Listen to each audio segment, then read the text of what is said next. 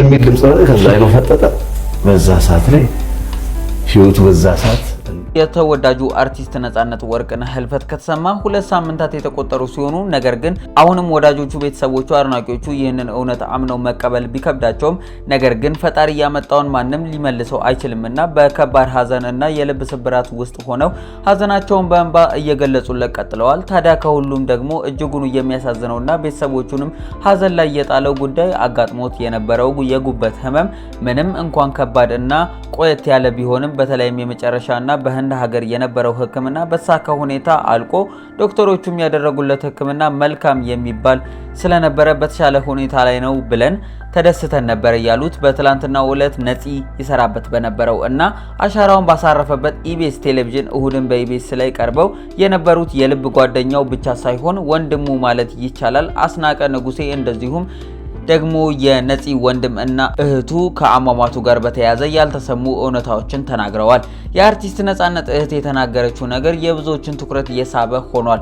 ስለ አርቲስት ነጻነት ወርቅነህ ባለቤት ስትናገር ሚስቱን እጅጉኑ በጣም ነበር የሚያዝንላት። ይቅርታ ይህንን ስለምናገር እሷ ስኳር በሽተኛ ናት፣ ልቧንም ያማታል፣ እግሯ ላይም ደግሞ ብረት ገብቶላታል። ስለዚህም ብዙ እንቅስቃሴ ማድረግ አትችልም።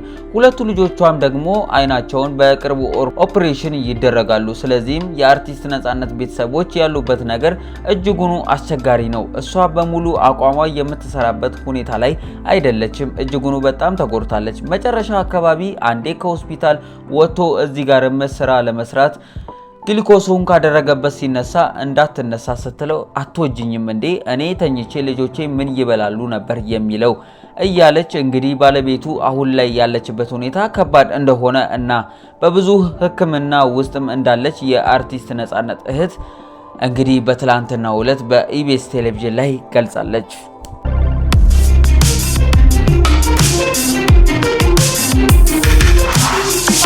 ሌላኛው መረጃችን ደግሞ በብዙ ዝማሬዎቿ የምናውቃትና የምንወዳት እህታችን ሶፊያ ሽባባው በትላንትናው ዕለት በፌስቡክ ገጿ ላይ ያጋራችው መልእክት እጅጉኑ በአማኞች ዘንድ መነጋገሪያ ሆኖ ቀጥሏል።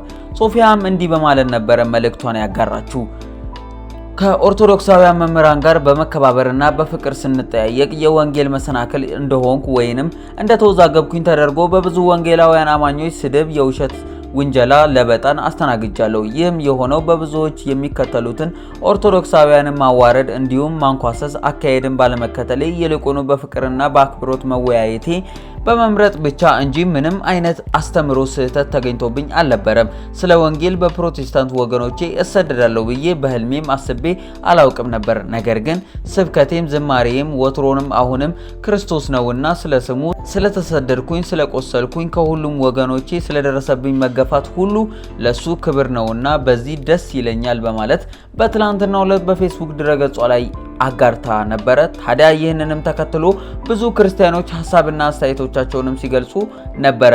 አንዳንዶችም ሶፊያ እኛ አንቺን ጠልተንሽ ወይንም እንድትሰደጅብን አልነበረም የምናጣሽ ስለመሰለን እንድትመለሽልን ነበር ያ ሁሉ ጉትጎታ እንጂ ማንም በአንቺ ላይ ጥላቻ አድሮበት ይህን የሚያደርግ የለም ሲሉ ተስተውሏል። በአንጻሩ ደግሞ አዎ እኛ ያደረግነው ነገር ሁሉ አንቺ ያደረግሽው ከነበረው ጋር ትክክል ነበረ። ጥፋትሽን ስለነገርንሽ እኛም ጥፋተኛ አይደለንም።